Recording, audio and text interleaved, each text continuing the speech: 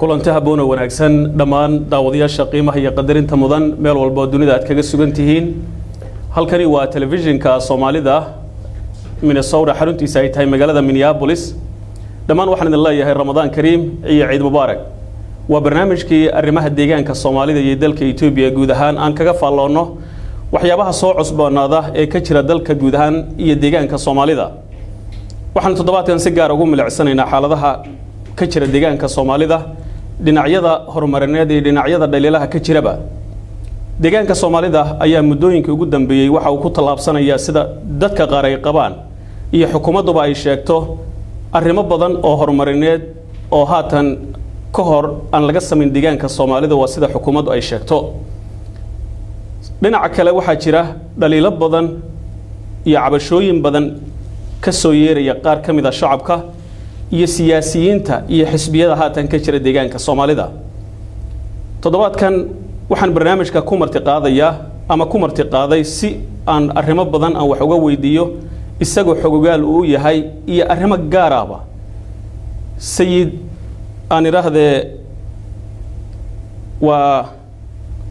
sayid saxane sayid nuur raalika ahada oo kamid ah culimada deegaanka Soomaalida isla mar ahaantaasna kamid ah odayaasha deegaanka Soomaalida ee ku nool North America gaar ahaan gobolka Minnesota sayid saxane soo dhawaad ku mahadsan tahay in aad iga ogolaato waraysigan waan dhawahay maxamed aad baad u mahadsan tahay sida hore barnaamijka aan ku sheegay deegaanka Soomaalida way badan iyo waqtiyo badan iyo xaalado kala duwan ayuu soo maray waxaad kamid tahay culimada deegaanka isla mar ahaantaasna waxaad kamid tahay odayaasha deegaanka ka soo jeeda xogogaal u ah ku noola haddana degan isla waxaana si gaar ah ugu nooshay hadda qaradan North America amaba Mareykanka gobolka Minnesota sayid saxane waxyaabihii gaarka ahaa ee aad u soo joogtay ee isbedelada ah deegaanka jiray bal si kooban waxay nooga taabo bismillaah maxamed aad baad u mahadsan tahay waxay la tahay adiga laftaadu inaad wax badan ka og dawladda deegaanka aad tahay ani markaan ka hadlo maxamedow habeenkii la dhisay dawladda deegaanka Soomaalida ee maamulkii dalbigu uu wadanka ka baxay dawlad aynu yeelano oo dawladda deegaanka Soomaalida oo yeesho habeenkii ugu horeysay la qabtay oo xafladii lagu qabtay hotelka Raasto la yiraahday ee Diradhaba doorashadii dhismuhuna ay ka dhacday guriga migration-ka Diradhaba agtiisa ee dheer ee cad ee aan maran dabaqan u ahaa ay ka dhacday waan dhex taagnaa inta waxaan ahaa oday wax laga weydiiyo oo xog ogaal u ah wadanka waxaan ka soo maqnahay wadanka muddo aan maran eega inay 5 sano ii buuxsantay oo aan tago mar walba aan tago isbeddelkan ee u dambeeyay inta uu dhacayna waan tagay wadanka xog ogaal baan ka ahay wadanku wuxuu soo maray marxalado fara badan buu soo maray mar aynaan waxba ahayn baan soo marnay waxaan xasuustaa habeenkii madaxweynihii ugu horeeyay dawladda deegaanka la doortay gaari lagu qaado oo dawladda deegaanku leedahay ma jirin nin shacab ah oo jaalle ah gaarikiisa madaxweynaha lagu qaaday xilligaas aan soo marnay shantii gaari ee Soomaalida ugu horeysay ee la siiyay oo labana ay xaajeeda ahaayeen saddexna gawaaridan dusha furan Toyota ee qabaalka loo yaqaan ay ahaayeen oo ugu horeysayna Diradhaba inuu keenay dawladda deegaanka Soomaalida ay leedahay shanta gaari kaliya yaan ugu day tagnay ilaa iyo maanta oo waqtigan aan inta waa soo dhex taagnaa xaalado fara badan baynu soo marnay kor aynu nabad ahayn baynu soo marnay oo yar wixii inta ka dambeeyay dhibaato iyo colaad fara badan iyo dhib fara badan baa wadanka inaga soo maray wixii la soo marayba waa la soo gudbay inta haddana looma joojinaynin maamulka dawladda deegaanka Soomaalida qaba tabarta uu leeyahay waa turuntura kasta ba hor istaagtay waa un la dadaalayo waa un la socday oo ay iska ordahayo waa la kaca ku fahayay alxamdulilaahi rabbil caalamiin hadda waqti aynu ka fiicannahay waqtigan xaadirka markii deegaan ahaan la inay yiraahdo inaga ma jiro maxay yeelay nabad baynu nahay dagaalkii inaga dhaxdeena ahaa ilaa inaga caqabad in haysay taasoo ah dagaalka ama Itoobiya dhibaato inoo geysanaysay TPLF dhibaato inoo geysanaysay ama inagu dhaxdeena aan isku geysanaynay wax leenoo abuuray buu ahaa waxaan u leeyahay maanta in ugu fiicannahay dagaalkii inaga dhaxdeena ahaa dadka Soomaalida ay dhaxdiisii ahaa dadkii dawladda deegaanka Soomaalida ay dhaxdiisii ahaa ee ama urur ka iman hayay ama jaanib kale to mustaajiriin oo soo ijaaranay ka imanayay yaa dhamaaday dadku hadda maanta gacantu isku hayaa waxa tabasho hadii la yiraahdo wax la tabanayo waqtiga la taban karaa maanta wax yani nidaamka jiraayo hukuumad marsiyood uusan helin wayahay sidaad sheegtay xilliyadii xukuumadda ama xukuumadda ugu horeysay deegaanka Soomaalida laga sameeyay ayaad goobjoog u ahayd iyo ka horba deegaanka marxaladii uu soo maray waxa tilmaantay maanta maalin ay ka wanaagsantahay ama uu ka wanaagsan deegaanka Soomaalida ma jirto isbedel baa ka dhacay deegaanka Soomaalida xukuumadda cusub ayaa majara u haysa xukuumadda inteeda badan waxay ahayd xukuumad dawladdii hore ee deegaanka Soomaalida iyo tii Ethiopia ba ku dhaliili jirtay in deegaanka Soomaalida dhibaato badan shacabka iyo deegaanka ay u geysanayso maanta maxaad soo oran kartaa xukuumadda haatan jirta deegaanka way ku soo kordhisay maxamedow oo dhinaca horumarka markaynu eegno maxamedow xukuumadda hadda maanta jirta anagu ma sheegi karo ma oran kara waxaasay soo kordhisay iyadoo ma oran karo لأنه أيامه قدام بيصير صوم كنا وكجرة وأنا بالرمضان قفكنا وحن جرن إن عشاقه وذنبي وين سيد عبدالتاد حكومة حد جرتها إسبدل كهرت ما تدعي ووحو إلهي كان وحو بني آدم كان معها oo iyada lafteeda xukuumadda ma jirta madaxweynaha hadda maanta jira xalan uu ka shaqeynayo in hay'ad u shaqeynayay buu ahaado waa la keenay sidaa darteed markaana sayid aan ka dhex galo kasako madaxweynaha iyo arrinkiisa waxaan ka hadlaynaa waxa weeyaan isbedelka deegaanka jira mar hadduu yimid isbedelkii ama nidaamkii uu isbedelay haddii hay'adihii kala duwan ee deegaanka Soomaalida isbedelkaasi sidii loogu talagalay aanay ula falgelin halkaas isbedel kama dhacayo soo lama oran karo xukuumaddan haatan jirta waa dad dareensanaa bay ahayn dhibaatooyinka jiray maantana waxay waxa u hoggaansameen isbedelkaasi jira say uga faa'iideysan lahaayeen shacabkana way uga faa'iideeyeen deegaankana wax badan oo muuqda ayay ka wadaan maya Facebook iyo ficilku waa kala bedelayay maxamed waxyaabaha Facebook lagu qoro ee anigu saasan doonaya iyo waxa ficilka waxa la yiraahdaa carabiga qowl iyo ficil baa la yiraahdaa hadalka waad iska oran kartaa laakiin meeshii ficil baa la doonay jigjiga oo caasimadii dawladda deegaanka Soomaalida ahayd oo meesha la yiraahdo horumar ahaan way ugu weyntahay ama way ugu fiicantay horumar ama miisaaniyada ugu badan way ka shaqeeyay waxaad ogtahay sanadkan hadda ay aan taaganahay in wasaaradaha loo dhaaminayay dameero oo biyo la cabo la waayay waxaad ogtahay shacabku marka hore dhibaatooyinkii inagu dhici jiray ee xagga amniga ahaa waxay ahaayeen urura iyo dawladda dhexdooda wax ka imanaya ahaayeen waxaad ogtahay shacabku labadii qofba inay isku haystaan tuuladan aan hor dhibaato fara badan oo shacabkii laakiin sayid soo lama dhihi karo dhibaato markay dhacdo dhibaatooyin badan baa soo baxaya deegaankii dalahan guud ahaan wuu isbedelay dhibaato badan baa ka dhacday halka aad biyalaanta ka sheegaysay dameerada la dhaansanayo horeyba u jirtay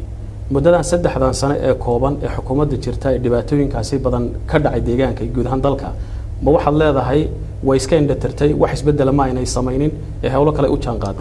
jaanqaaday anigu jigjigaan deganaa adna waa deganayd qasabada gurigayga aan ka cabi jiray fiiri iyadoo dhibaatadaad ogeydii inagu socotay qasabada gurigayga hortiisa ah ee gurigayga igu jirtaan biyaha ka cabi jiray haddana dameeraha loo dhaamiyaa ciyaalkanagii dameeraha loo dhaamiyaa meesha waa meesha inuu deganyahay xogaalka ka nahay horumar horta dhankaasuna ka imaanino xukuumaddan hadda jirta waad ogtahay boob iyo hanti la urursado iyo dadkii oo yani la balaqaysto un baan anagu aragnay mooyaane wax aan is oran kara xaqiiqatan maxaynu ku cadeyn karnaa sida hadda adigu aad sheegtay ma dhinaca Facebook waxa laga sheegay miyaynu eegnaaba mise waxa xaqiiqda ay jirta waxa xaqiiqda ay jirta ee horumar la'aanta adigu aad sheegayso maxaynu ku cadeyn karnaa waxaynu ku cadeyn karnaa antum shuhadaa al-ard balani bani aadamku waa marxaatiga dhulka shacabkeeni yaad artaa meel ba inuu qayl yahay shacabkeeni baad yani qabri bay waxaad eeysanaysay oday lahaa yani meydkii xalay naga dhintay wax aan ku maynaan weynay meydkii baa weli noo yaala waa meelaha horumarku hadda uu ka jiray wadooyin kale ee la geli kara sida dhaqsa loo geli kara qabri bay iyo jijiyo maxaad u malayn nogob iyo dhulka aan xitaa anteena balahayn inta horena gaarsiinin talana gaarsiinin ixtaa qofku inuu dhintay iyo inuu aniga isbitaaladeenni dadku wuxuu mar walba u dhimanayaa oxygen la'aan Somaliland oo aan dawlad balahayn ayaa lagu cabtooda leeyahay nasiya oxygen noo keena oo maqlaysa in ilaahay dawladda ka Somaliland baahiyahan xukuumadda hore ee 10 sano ka tirin jirtay deegaanka ma jireen mise ma jireen waa jireen laakiin qaybana waa jireen qaybana waxaan islahay sidan waa dhaameen marka qaybihii jiray xukuumaddan miyaa baabiisay oo wixii horumar hore u jiray hadii gurigaaga biyihii aan ka cabi jirnay haddaan biyihii ka waado maxaan idhahdaa adag weydiiyey marka ceelkii maxaa ku dhacay maal xukuumaddu sida ay sheegto wax walba waxay leeyihiin qorshayaal marka la samaynayo oo xukuumaddu ajanda u qaadataa miisaaniyadii bay u samaysaa ciddii markaa ku shaqo lahayd ama hay'adihii qaban lahaa bay samaysaa marka xukuumaddu dhinacii amniga oo awoodda ay saartay iyo dhinacii horumarka ay samaynaysa intaba waxay noo sheegtaa ama warbaahinta aan ka aragnaa in ay ku howlan tahay marka ma waxaan dhihi karnaa xukuumaddan muddada ay jirtay waxay qabatay haba yaraata ma jirto horta qof dad bani aadam hadduu meel yimaado waxaana inuu qabto waa suuragal waxaana inuu ka tago waa suuragal anu waxba mayna qabanin ma oran karo waxa laga yaabaa wadooyin laami ah oo maal dhowto waan arkay magaalada Jijjiga dhexdeeda oo la furahayo de taasiba waa horumar oo uma diidayo qofku yaani maan xashaalin in liminka xistay xumihii waa yaab qofku wuxuu qabto ee wanaaga ah waa lagu amaanaa laakiin waxa jira qodobka kaliya maanta dawladda deegaankeena la taaban kareen haysano waa amni guud oo dadka ah oo waqtigeena ugu fiicnayna qodobkaasi muxuu ku yimid baa isweydiin lama xukuumadda keentay mana sabab kale ku yimid waxa keentay oo sababta uu ku yimid ah ururkii la oran jiray oo NLF dhibaatada wadankeena ka jirta isaga iyo ay ahaayeen xukuumadda waxa ku hardamahayay yaa wuxuu qaatay nabadgelyo wadankeena noqday xukuumadda markaan soo qaadano iyagii oo NLF ahaa intay dadkoodii u tureen maanta yidhi war wixii aynu 30 sano dhibaataha ay hagadaamaha aynu ka baxno dadkeena u turo xukuumaddani ma carqalad bay ku wadaa oo ma dhibaatay ku wadaa oo ma iyagii bay mar walba carqaladaynaysaa mana iyagii bay soo dhaweynaysaa oo leedahay war waad mahadsantihiin nabadii iyo wanaagii aad keenteen shacabkii maanta walaalaha yahay qof waliba meesha doon uu tagi kare baabuur wala meesha arka uu mari karo fiiri ilaan iyaga sharaf u tahay xukuumadda aha nabadda ay oo nalaf keentay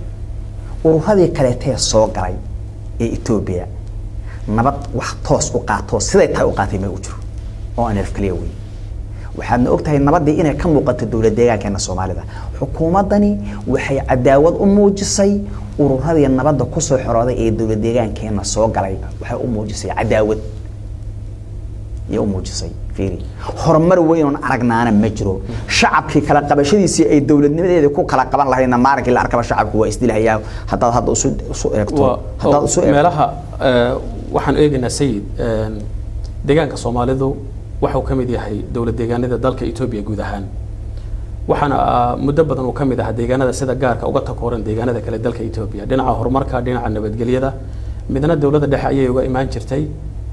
takale iyaga ayaa sababayso noqon jiray oo NLF oo markaa halgan u dagaalamaysay iyo xukuumad markaasi dalka Ethiopia maamulkeeda lahayd oo iyaduna isla falgeliyeen dagaal meesha ka socday maanta wixii waa isla soo dhamaadeen dawladdu waxa timid sayid ka warhayso shalay qaarkood maamulka kamid ah iyagu laftigooda dhibanayaal ahaa oo dibadda ku noolaa maanta iyagii baa maamulka qabtay ma waxa kula muuqato shalay dadka dhibanayaasha ahaa maanta dhibta uma muuqato ha horta Maxamed si guud waxa horta Ethiopia nidaamka hore ibka badnaa وعسى أن تكرهوا شيئا وهو خير لكم وعسى أن تحبوا شيئا وهو شر لكم بالهجري واحد أدو خير كامودي سمركها أيضا لكن شركها هجره واحد شركة كامودي وخير كاهنا وجره إلهي بها وحق إنه بني آدم بين النهي إنه إسبدل عاد بندنيني هرت إسبدل كده جود إثيوبيا مصيبة كن قضية وإثيوبيا ده جود بقى وإثيوبيا ما أنت واد أكتها هلع بقى مال والبك يا كهر هي الله كقبوجية وأضل كأنه كنا ورانا بكني هاي والنظام كجود يجمدي wanaag baynu sii filaynay wanaagsani Ethiopia holacba ka kacayo Ethiopia nool ma jirtay meel walba daba ka kacaya ka kaalay waxaan islahayn maamulka deegaankeena ka jira oo uu hormuud u yahay madaxweyne Mustafa waxaan lahayn Mustafa waa nin wax bartay waa nin wadamo fara badan ka soo shaqeeyo East Africa iyo meelo fara badan oo dhibaato ka jirta ka soo shaqeeyay waan isku tilmaamahay isaga Mustafa inuu nin victim oo dhibaato soo gaadhay uu yahay oo nidaamkii horeetay iyo xaaladii qalafsaneed ay dhibaato ka soo gaadhay وانو حقوق الإنسان كجران هيا وحان إسلاهين بالحرمر إيه واحد هشام بحرت كلا سيد دوري بحن نقضي وحيابا فربضان بوكجب بدلان دونا نظام كهرتي مصطفى لكن نوما موقته corruption كحجيسي waxay noqotay xukuumadda oo corruption badan isaga qiray isaga live ka TV-ga kaga soo jiray walaha inuu corruption jiro oo yaani magaran musuqmaasuq fara badan dhacay waa shay xaqiiqo oo jirta buuro ma dafirayno waxa si caadi ah loo ogyahay inuu musuq aad u badan yahay waxa aad ugu xun oo ku badan oo kale ka jira oo waxyaabaha hadda kuwa sii batay ah eexda iyo qabaa'ilka iyo yaani ma garanaysaa waxyaabaha aan qof wax bartay dhaqankiisiiba aan ahayn laakiin sayid dhinaca aragtida marka la eego waxa jira dad badan oo ka aragti duwan oo dadka muwaadiniinta deegaanka u dhashay kamid ah inta hadda sheegaysay dhaliisha ay waxay u hayaan dhinaca wanaaga oo ay leeyihiin nama soo marin hadda ka hor xukuumadan iyo maamulkan iyo madaxweynahan cid la mid ah dhinaca horumarka dhinaca isu socodka bulshada dhinaca isdhexgalka iyo dhinaca wax walba in la yareeyo sida hadda musaqaad sheegayso maxamed waxaan u maleynayaa ummadda marxaati ah waxaana laga yaabaa dad fara badan inuu ina dhageysanayo anuu ma qad fahayo laakiin wixii ummaddu aan ku arkay iyo wixii aan arkay iyo wixii aan meesha ugu tagay baan sheegayaa iyo markaan anigu meesha tagay waxa aan arkay maxamed qabaa'ilka iyo qabiilizamku iyo meeshan waa kantu horta way ku badan tahay laanahu waqtigii adkaa aynu soo marnay nidaam dawli ah yaa jiray doolaad ka soo jeedaa bari saabka gobolka doola muusan ahayn nin doola u dhashay wuxuu ahaa nin nagab ka yimid ninka nagab joogaa wuxuu ahaa nin liibaan ka yimid fiiri nidaamka dib u curashada nidaamka dawladnimada sidaas waa nidaam dawladnimo meesha hadda waxa ka jira waxa weeye waxa la isku wada haystaa xaafadii heykal dawladeed waxa jira waa inuu dadku leeyahay heykal dawladeed oo laga cabsado oo laga xishoodo oo nidaam ah ma jira maxamed marka inuu corruption jirana haddii anigu shacabweynaha baan kamid ahay shacabweynuhu sidoo u arko inay tayada xaqiiqada loo arkay inay tay iyagu sheeganayaan xukuumadda loo arko taa shacabweynaha marxaati noqon isaga sheegaya laakiin mayna soo marin intaan anigu dawlad deegaanka aan joogay waayahay sayid waanu noqon doona xaaladaha dawlad deegaanka Soomaaliya arrimihiisa sidaad sheegtay Ethiopia isbedelka dhibaato u horseeday baa tiri oo waxa ka dhacday dhibaatooyin isirbeegsi iyo qowmiyadihii oo dhibaatooyin badan oo gobolada qaarkood iyo xuduudaha gobolada ay leeyihiin Amxaarada iyo Oromada iyo Tigrayga meel walba iyo Benishanguulki meel walba waxa ka socda isirbeegsi markaynu ka nimaano qowmiyadaha isku dhacyadaasi arrimo badan oo lama taabtaan oo Ethiopia ka jiray ayaa jira oo aan isdhexgali karin siyaasadda iyo diinta waxaad ka mid tahay culimada deegaanka Soomaalida wax badan oo xogaal badan u tahay maanta ma isleedahay siyaasaddii iyo diintii way isla falgaleen oo diimihii Ethiopia ka jiray iyo muslimkii iyo diimihii kale maanta iyaguna sidii qowmiyadahaas laga yaabo inay isku iman karaan oo dhibaatooyin ka dhex dhici karaan wayba socotaa oo wayba bilaabatay horena waa u bilaabatay oo intuu isbedelkana dhacay waad ogtahay masaajida fara badan baa laga gubay gobolka Amxaarada waxaad la socotaa Tigreega hadda dhibaatooyinkii ka dhacay hatta masaajidka ugu weynaa ee saxaabadii rasuulka ay ku aasnaayeen Axmed Najaasha waa la burburiyay Addis Ababa xalay arkaysay ilaa iyo shalay aad arkaysaa inuu barnaamij arrimo diineed uu ka socdo hadduu waxaan sidaan u sii socdo wuxuu galayaa nidaamkii diiniga ah buu galayaa oo dadka Ethiopia waxay wada ahaan jireen muslimkiisa iyo masiixigiisu dad xagga la oran karo waa dadka ugu wanaagsan ee aan hal diin haysanin ee haddana isdhexgalka caadiga ah ee diimuhu ay ixtiraam lahaayeen bay ahaan jireen كلها أرمها إسلامكو وحكا كوبنا قيبتا مجلس علىها اللي هذا إثيوبيا قومية هذول أمبوكا كوبنا حال حفيز بولها حال قرشورها دي دينة إسلامكو أهل السنة أم بحكترتي كريستانكا يا مسلمكو وح عقبة إسكوميين هينين وح نباتان إسكوميين هينين وحاد سهد مودا إن حتى ديمه لصور حق رباد مودا دو نظام كان فضايتك هي هدي إثيوبيا كسر بيعي إنه حتى ديمه بس وقروا صلاة عيدة مركز تالو تكون كرا صلاة عيدة وصلاة وين وضدك إسلام كإثيوبيا كنا لحد المليون بدنيا كل إنك صح حكومة ده رالي جرين كبحسي أو ما حكومة ده رالي جرين بكبحسي لكن اسكو ضيق عسى ما جري جرين دي صراحة ده هالك اللي قلت كان محيو ده إثيوبيان هي ده إثيوبيان وكلا كم أورن كرين لما الروح ولا على هاي ودقني أعمل بدي يقولوا اسكو حكتي كنا مسلم كنا مسيحي ها وإثيوبيا كي جري جري ما هين ويا هاي سي صحنو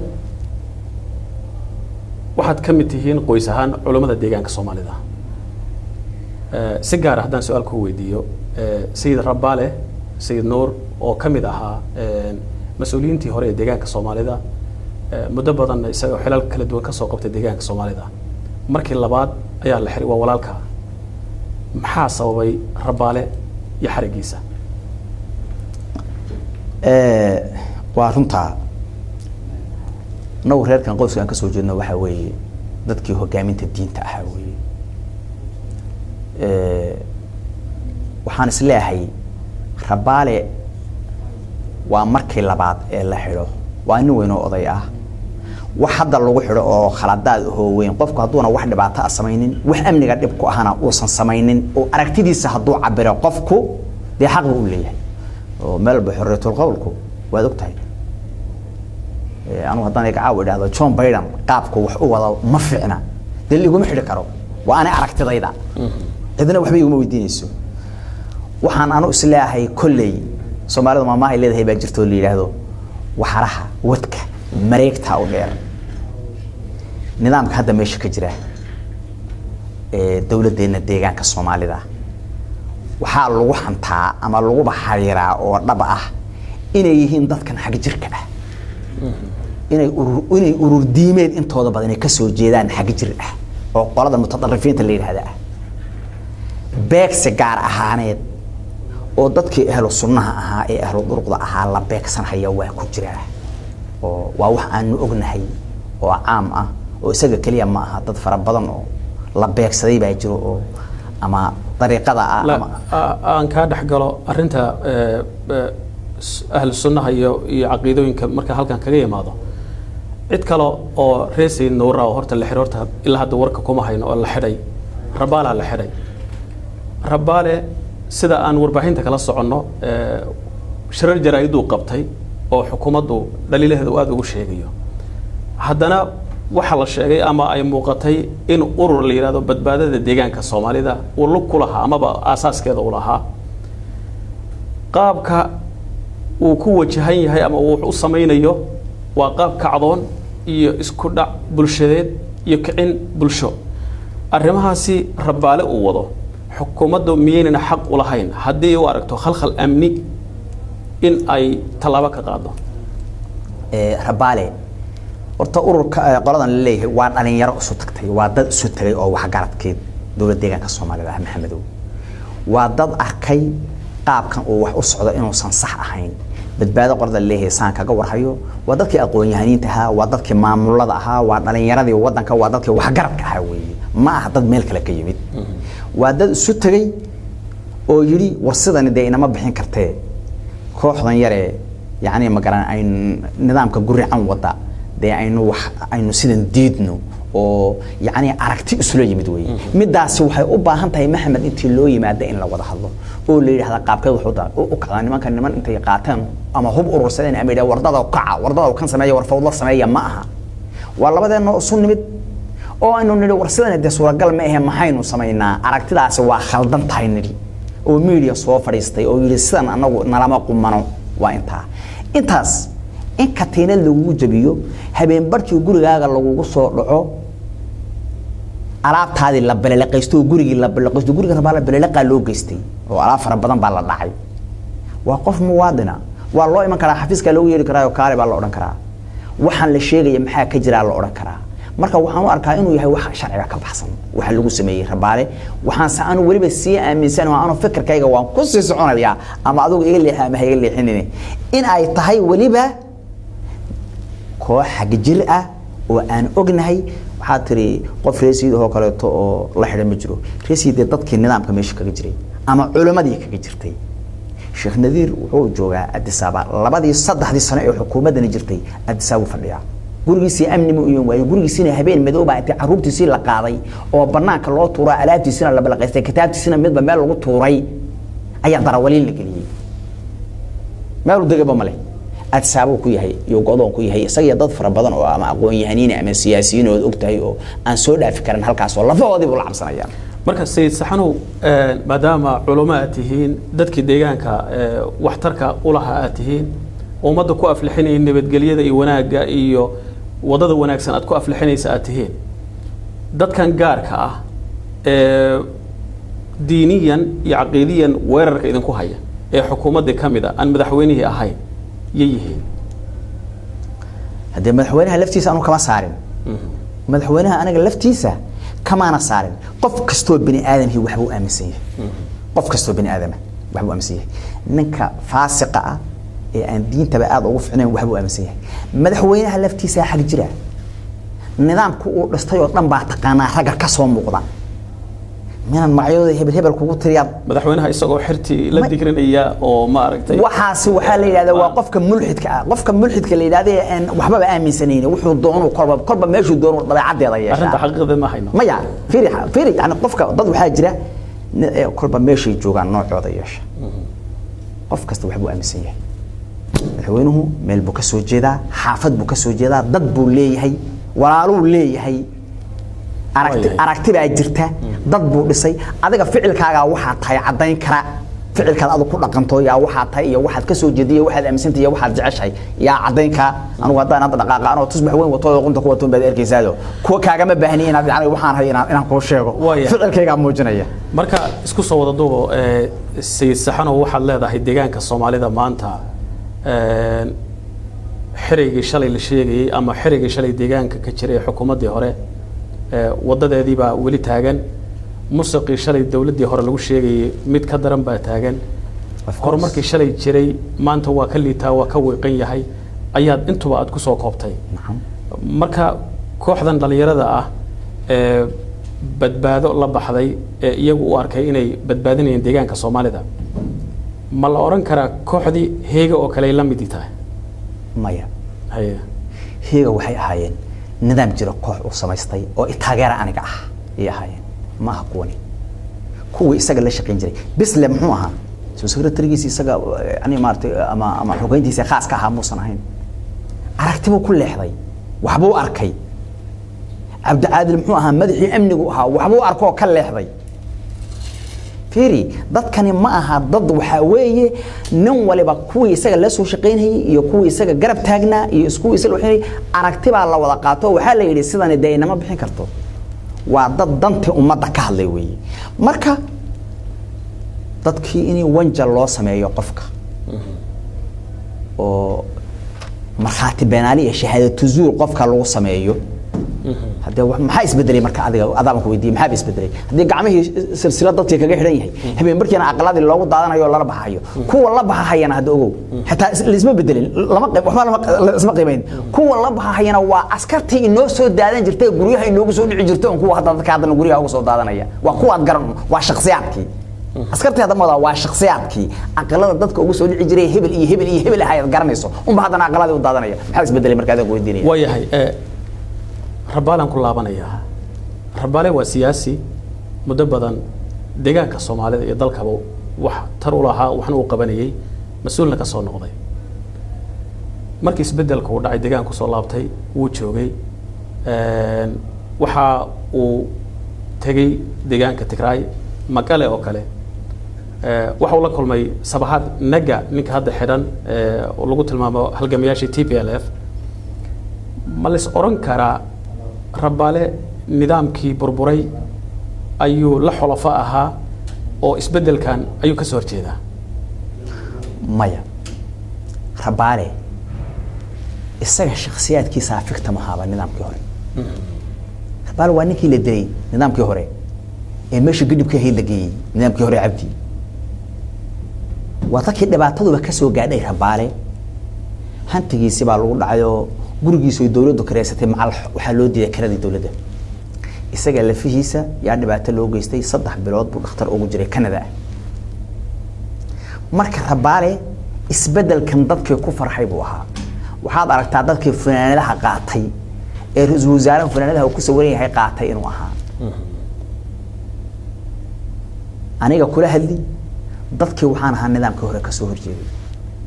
رئيس وزراء halkan markuu inoogu yimid odayaasha la kulmay ee macal cashada halkan kula kulmay baan anigu ahaa ya cabashadu dhiibay baan marka rabaale sabxaad naga rabaale wuxuu ahaa nin maamulo hore sabxaad naga ma ahayd madaxdii TPLF ama EPRDF oo rabaale way siiqeenin rabaale markuu booqday masjidka Axmed Najaasha ee uu tagay oo ay rag fara badan ahaayeen oo Soomaali ah Aksum oo meel taariikhda Ethiopia aad looga yaqaan ahana iyadana ay arkeen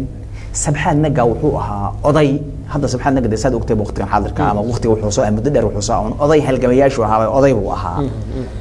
oo xafiiskiisa ugu tageen oo way soo warwareysteen oo taariikhdii waxa ay iska soo salaameen oo rag iska soo salaamay in baa la ahaa wax inta ka badan oo kala rabaale nin ku jiray xitaa siyaasadna ku jiray marka dambe ma ahayn rabaale way marka siyaasadan haatan dhaliisha badan aad u soo jeedisay deegaanka Soomaalida majaraha uu hayo hadda mudane Mustafa Maxamed Umar madaxweynaha deegaanka Soomaalida siyaasiyiin hore isbedel doonana hadda sida aad sheegayso ama aan aragnay la xiray qaabka ay xukuumaddu u cuskatay iyaday u khusaysaa mustaqbalka maxay kula muuqataa maxaa yani deegaanka Soomaalida mustaqbalkiisa iyo xukuumadda haatan majaraha oo ay deegaanka Soomaalida iyo xarigan rabaale iyo dadka la xirayba sidaad u aragtaa anoo waxaan u arkaa khalad waxaan leeyahay xukuumadda Mustafa lagama filayna qaabka u dhaqmayso nin wax bartay baad ahayd lagama filaynin inaad hadda dadka aqalada ugu daata tiraahdo soo qabato gacmaha silsilad kaga xidho wax la filahay ma inaad wanjalkii shalay la sameyn jiro kale ee beenta ahaa ee been abuurka ay shahaado zuurka aad sameysayna wax laga filahay ma waa laga arkayo waa to wad ku salaysantood kaga sii horeysa waliba kuwii horeetay waxaan leeyahay sidani ma socon karto kuwanana inama samaata bixin karaan waxaan leeyahay dadku ha tashado oo dad yaani samaata bixin kara isbedelku waa wax mar walba yimaadeen Maxamed meesha adigu inaad fadhidana ma aha inaad aaminto aanu inaan fadhiyo inaan aamino ma aha ani iyo Maxamed inaan meesha wada leenahay inaan wada aamino way sayid waa ku soo noqonaya dawadayaal badan ba horta ina daawanaya oo warkaaga si fiican u dhageysanaya waxaana daawadayaasha mar walba aan ka codsanaya wixii aragtidooda ah barnaamijkan arrimaha deegaanka aan uga hadalno wax dhis iyo wax hagaajin way wax been ma aha mar walba qofkana aragtidiisa iyo ra'yigiisa waa barnaamij u furan oo xaq u leeyahay sidoo uu isagu fikirkiisa taladiisu ay tahay uu ku soo gudbisan karo sayid waa ku soo noqonaya daawadayaasha ayaa fursad siinaya khadka telefoonkan waa idin furan yahay assalaamu calaykum walaal ma maqlaysaa soo dhawow walaal wacalaykum assalaam maxamed aad ku salaamaya waa kaas wacaya Saint Paul maxamuud walaal soo dhawow Saint Paul baad ka soo hadlaysaa anigii sayid saxane waa dhageysanaysay ama waa daawanaysay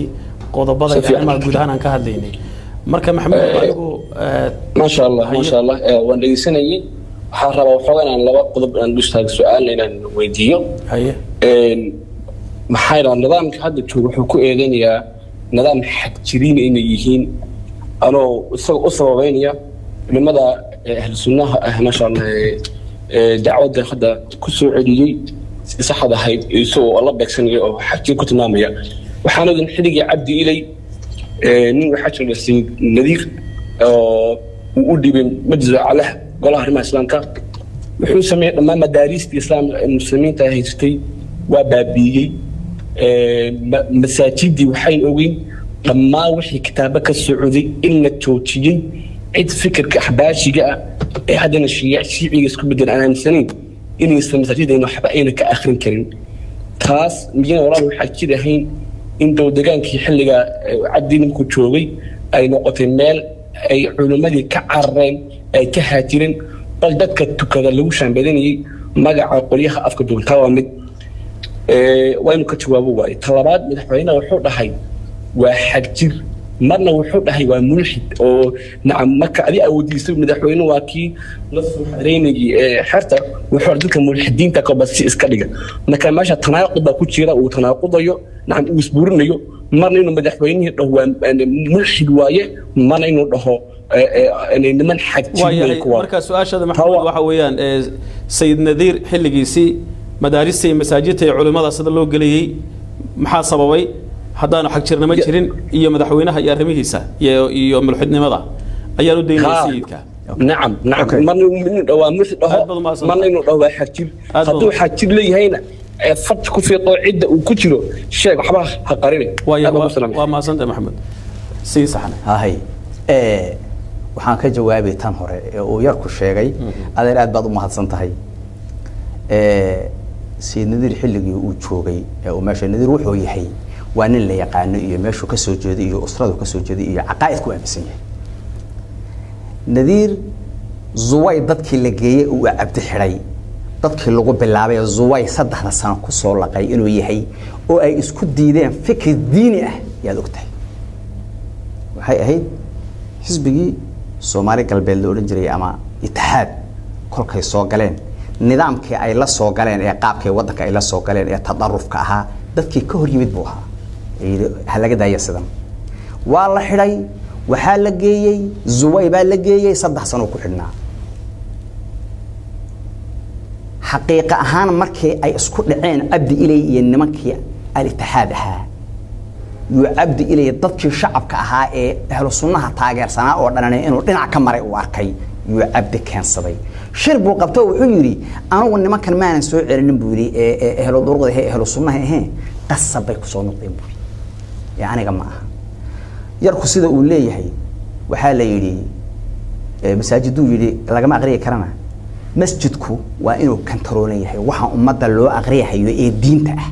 dhibaatooyinka maanta adduunyada ka jira waa dhibaatooyin diini fooda loo soo saaro diin ahayn in caruurteena fadhul majiid loo aqriyo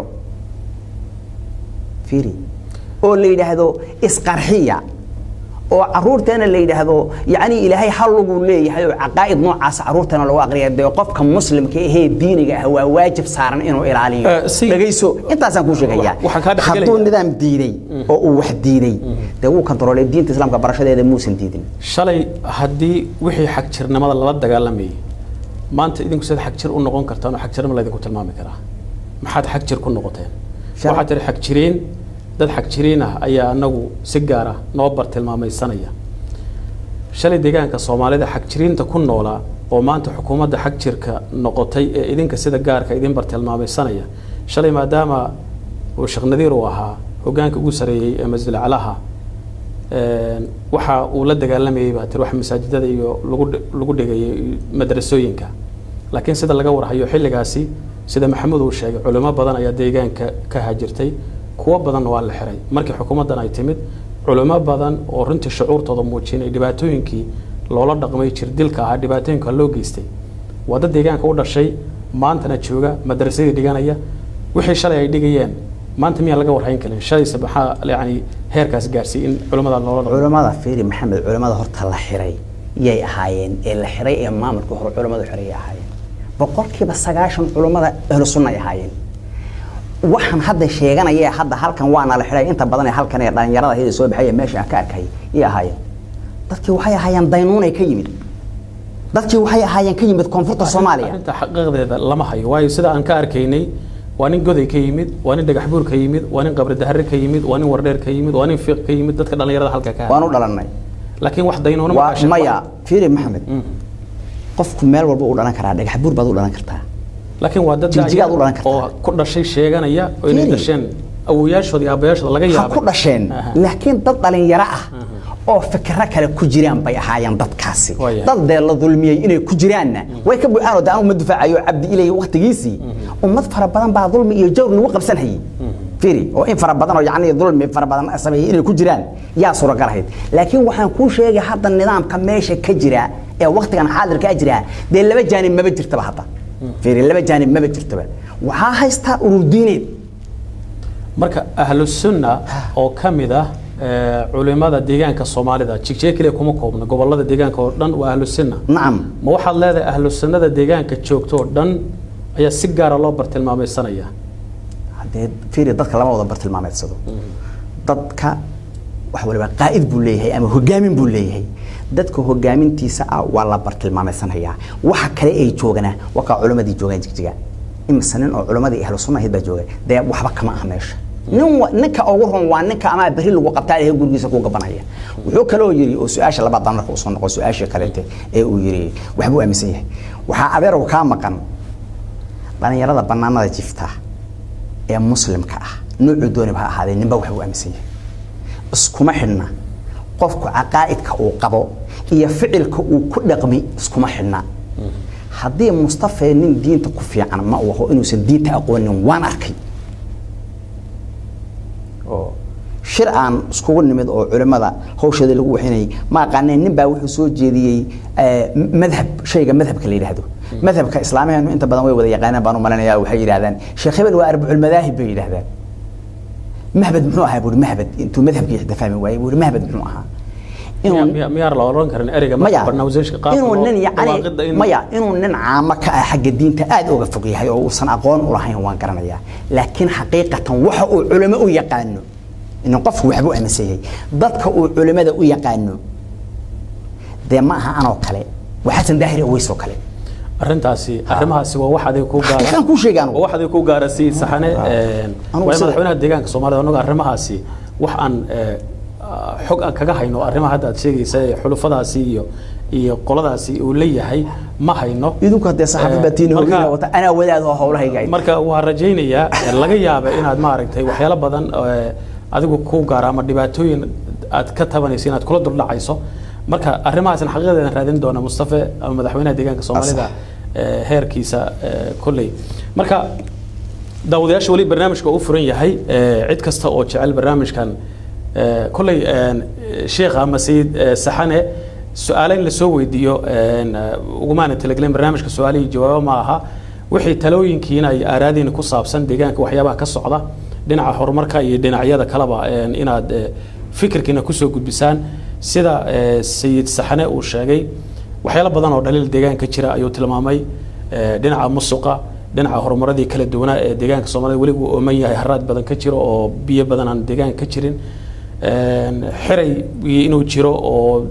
xukuumaddu ayna u aabiyeelin dadkii qof yar iyo qof weyn la xirayo waxyaabahaasi badan buu tilmaamay marka adigu aragtidaada dhinaca wanaaga ama dhinaca dhaliisha labadu way ku furan tahay culimana waa tahay nabadoon baa tahay siyaasi baa tahay aqoon-yahan baa tahay intaba xogaal baad u tahay waxa ka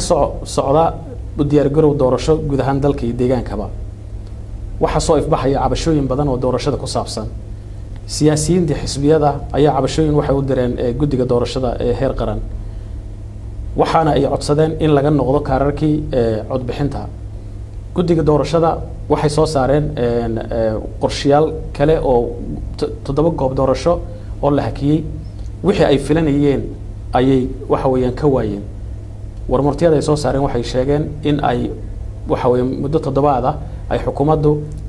ka codsanayso in arrintani dib loogu noqdo doorashada qaabka u socoto qaabka lagu diyaar garoobayo siyaasiyiinta iyo xukuumadaba siday kula muuqataan doorashadan say u dhacayso maxamedow waa su'aal fiican horta maxamedow shayga cadliga la yiraahdo dadka muslimiinta ah waa shayga ugu fiican ee uu Ilaahay faray waana shayga ugu khayr badan waxa la yiraahdaa quraanka Ilaahay 3 meelood buu kaga jirtaa tawfiiqdu muwaafaqada waxa la yiraahdo wama tawfiiqi illa billah إلا إحسانا وتوفيقا يوفق الله بينهما صدق هذا ساكت جلالي وعلى القرآن كحكمة اللغو يري حضي وحاير بالي ضد توفيق له يا مدنمو حضي ضدك لكن هلا ودلي بالي هذا هذا صديقة سي وضيسا داودها عن هالمرة وكحمنا كان حقله هلك صديقة وضيسا داودها عن سؤال شق قواني أما التلذي سياراديسا ما دام برنامج عن سكود حوضينا سودو ولا السلام عليكم ولا سودو هلك دقلا سؤال ليس مقعقة وكم أغلى ولا المجاعة هل كذا جلس هذا ليس؟ والله جلس هذا يا ريتش فيل من جودا وحالها أحمد مجاعية. مجاعة يقول علي ولا لا دور عليها؟ أحمد وضل. أي أحمد وحاجة جلس هذا ليس؟ والله حنا صار ريتش فيل. ريتش فيل بعد جلس هاي أحمد وجودهان كنا غن ما يبرنامج كوحكو صاب سنة يوحنا كجا هذليني أركت هذا. زع والله والنصر البلاش مدرسين ما شاء الله سؤال بدنا والودي سؤال والودي كنت كسر قاري شيخ مشهور. لكن حال يرغبنا يد استاذو حولود من قبل سير xogaa codka kor u yar qad axmedow marka waxaan yid ustaado hadal dumay waxa ku sheegay oo ah hadal culus oo askara ka sheegay loo baahan yahay cadeyn ku yimaado waxaan ku raadaa accusation noocaas kale ma fuudo waxa weeye in qof mas'uul ah lagu tilmaamo xaq jir ah waxaan ku raadayay lala xiriiriyo gurubyo gooniya haddii aan caddeyn loo hayn waxaa qurux badan waxaan ku radaa in aan heerkaan lasoo gaarin marka waxaan rabaa markaa nala wadaago haddii wax caddeynahayo waxaan ku radaa eedeymaha saa u culculus waayahay taa marka halka ka nimaano guud ahaan deegaanka soomaalida sayidka si gaar wax u muuqanayaa waxyaalo badan oo horumar deegaanka jiro uu tilmaamay dhaliilaha jira waa uu sheegay adiga maxaa kuu muuqda Axmed ahaan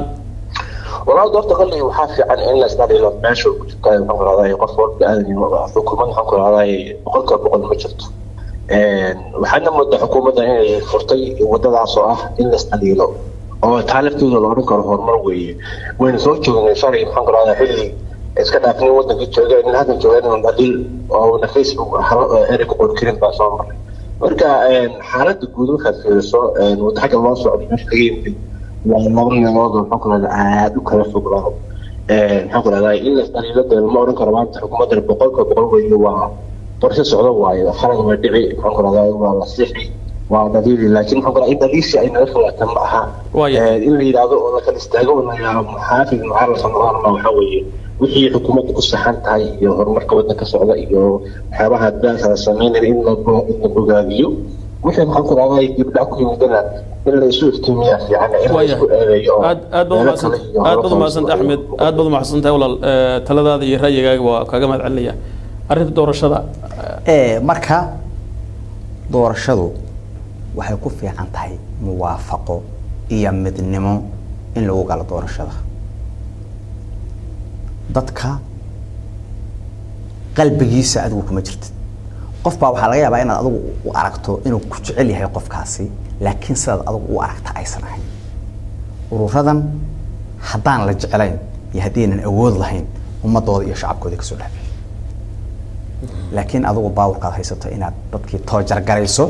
والأبيوستو دي معها وحل اللي أقولي هاي أما أغلق وأقولان كرم معها nidaamka doorashada sida ii soo yeedhaysa ee dad waliba mawduuc oo hadalkooda aan ku kalsoonahay ay noo soo sheegayaan de maamuladii degmada ama meel baba la amray maamulkii ama degmo ama gobol warradii waxa meesha uma yaalo intaan doorashada la gaarin kaar bixintii hore shacabku uu qaadanayay kaarkii baba loo diido aqal la geystay aqal gaareeyay loo gareeyay baba lagu xidhayba askarna waa la dul dhigtay ha marka meeshii yaalaba waad arkaysaa ururadu inay cabasho hore dhiibeen haddana waad arkaysaa inay leeyihiin toddoba bari gudahood maana ku qancintii horeete haddii aan toddobada bari gudahood lagu soo jawaabina dee go'aan kala qaadanayna dee wax kale u yaala ma jirto inay yiraahdaan waan iskaga tagnay mooyaane haddii kol waxba meesha uma yaala ciidan baa meesha la haystaa askar baa la haystaa maamul baa meesha ka dhisan wixiina dee doorashadu qaabkeeda waa taqaanaa waa si xor ah waa inuu qof waliba wakiil keensado qof walba goob kasta oo doorasho ka dhacayso waa inay axsaabtu wakiiladooda dhigtaan way keensadaan waa in loo siman yahay ka dawladda xisbul haakimka ah iyo ka mucaaradka waa inay u sameeyeen yihiin doorashadu deesay u dhacday hadii doorashadani sida ay cabashadan taagan tahay wax laga qaban waayo qoladan siyaasiyiinta ururadan iyaguna mowqifkooda qaataan oo ay ka haraan doorashada oo doorashada sidaas ay ku dhacdo oo maamulkan iyo xisbigan PP uu majara u qabto deegaanka maxaa la filan karaa in meeshaasi ka dhacaan sida hadda ururka ONLF oo kale oo nabadda qaatay wax badan hadda xukuumadan ka sheeganaya hadii sidaasi uu doorashada uga haro maxaa iman kara dib baa iman kara wax walba iman kara dib baa iman kara wax walba iman kara waxaynu shalay la baabaanay in la rafaadnay ee intaad ogeed inoo soo gaadhay dibin daabi ah weeye waxaan hadda u cabanayno ma ONLF baan taageero u nahay ma ONLF baan u ahayn oo xisbigi baan u ahayn muraadi hadii mid la yiraahdo waxaan taageernay kii dawladda aanu nahay waligeena aanu nahay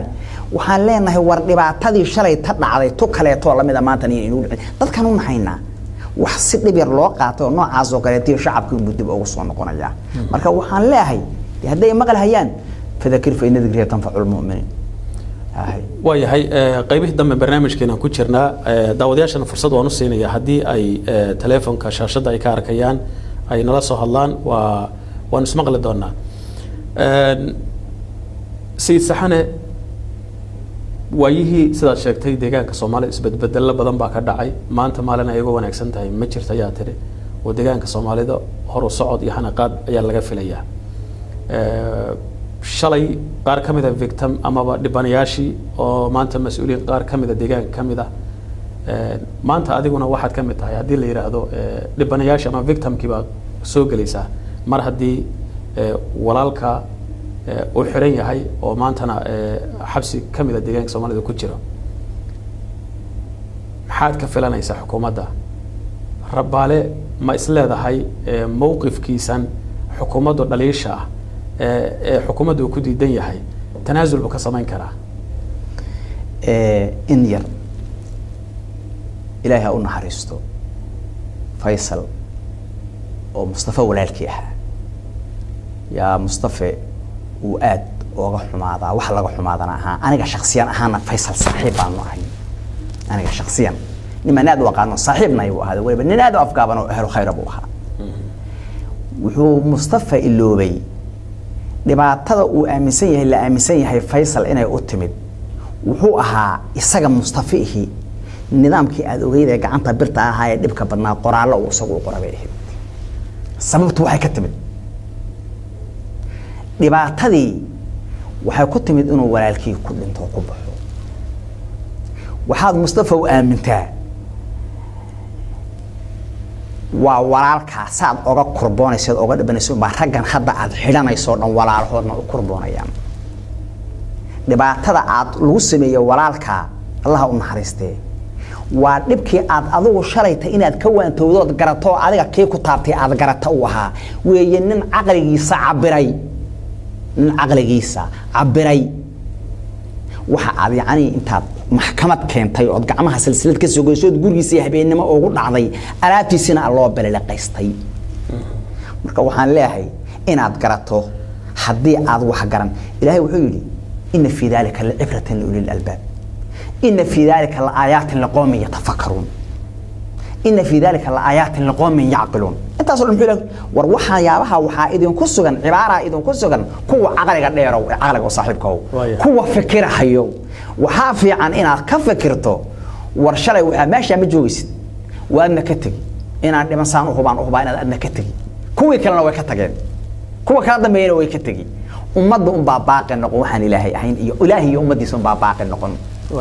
waxa weeye ku xisaabtan dhibaatadii shalay adiga ku soo gaadhay ee aad ka gubatay inay meel bataagan tahay godobteedii iyo dhibkeedii iyo dulmigeedii iyo jariimaadkeediina inuu korkaaga yahay oo uu korkaaga saaran yahay ilaahayna ummadda uu kala xisaabtamayo ummaduna ay kala xisaabtami doontaan ugu dhibaatada sameeyso waayahay sayid saxane barnaamijka soo gabagabeynayna deegaankeena Soomaalidu runtii weligiisa victim boys ka ahaa marka loo eego dalka Ethiopia si gaar ah anagu bartilmaameed baan u ahay si heeriyadaasi mar walba isaga qaadno xukuumadan carabkeedu waa dhiiran yahay Soomaalinimada ayaa ay uga hadashaa oo maaragtay Soomaalinimadan inaan si qoomiyad ahaan inaan u difaacno weeye inaan garab isu qabsano weeye si anaguna qayb aan uga noqono deegaanka Soomaalida haddii horumar maanta xukuumadda ay ku talaabsanayso anaguna garab aan ugu siino culumaad ka mid tahay nabadoonnadaad ka mid tahay aqoon-yahanadii baad ka mid tahay maxaynu maanta xukuumadda iyo deegaanka Soomaalida adiga ahaan kan culimo ahaan aad faraysaa oo qayb kaga noqon karnaa horumarkaasi wixii dhaliishan waan sheegnay dhaliishaasi aad halkan ku soo bandhigtay waxaan rajaynayaa inaan loo arag dhinaca xubaatada ee loo arkin wax lagu qaato maadaama barnaamijkan uu yahay mid dhaliisha iyo wanaagaba lagu soo bandhigay si labadaba looga faa'iideysto dhinaca wanaagga iyo fariintaada kan culimo ahaan iyo kan nabadoon ahaan xukuumadda maxaad u jeedinaysaa xukuumadda waxaan u jeedin lahaa مسؤولية بعد السارة كلكم راع وكلكم مسؤول عن رعيته إلهي ضدك أو إذا كان حسابتني إذا كون مسؤول إذا كان لقي وحان لاهي ضدك النصيحة والسمية قعان بر أول إذا يوضد يقطعها على هذه الشريطة إنه كرة فادني وضد هذه حقادني حتى وضد مرتين يك واحد كود بكريسين بواوحي شري كان نقطة ومضى دبك كداية كوا صوحر هذا وفرض أنا دبك كداية كوا شعب كه ضدك أنا دبك كداية عدالة سمية كو حساب تمام intiina meesha joogta in idin ka fiican oo walaalihiin iyo oo dadka idin ka fiican inay xilhiin oo idin garab taagan yihiin ogolaada inaad idinku meesha ayaan kaligiin lahayn ee idin ka bedeli karo ogolaada warka naga fiican ee walaalka howna bedel dhaha dadka islaamka iyo xilka uu ka cararaa oo mas'uuliyadda uu ka cararaa qofka muslimkii li'annahu dhibadan baa ka yimaada war waxaad tiraahdaan walaalayaal kaalaya kii naga wanaagsanow na tilmaama dhaha وردتك واحد شلت ugu baaqayseen annagu wixii hore aanu bedelaynaa oo nabad baanu doonaynaa oo walaalnimo aanu rabnaa waxay ila tahay odayeeya oo hadda qaabkaad u dhaqmaysaani waa qaab dhalinyaro weeyo sidaad hadda sameeynaysan wax ka bedelaan oran lahaa waayahay kaasi waxa uu ahaa sayid saxane sayid nuur oo kamid ah culimada deegaanka Soomaalida iyo sidoo kale aqoon-yahanada iyo nabadoonnada deegaanka Soomaalida odayaasha North America-na kamid ah barnaamijka toddobaadkan arrimaha deegaanka Soomaalida waa naga intaa barnaamijka waxa idin soo diyaariyay anigoo Maxamed Xasan Xaashiya waxaana qaybta farsamada iga caawinayay injineer Ismaaciil Muuse iyo Siyaad Saciid Saalax anigii sayidka waxaan idinku dhaafaynaa Ramadaan Kariim ciid mubaarak assalaamu calaykum waraxmatullaahi wabarakaatuh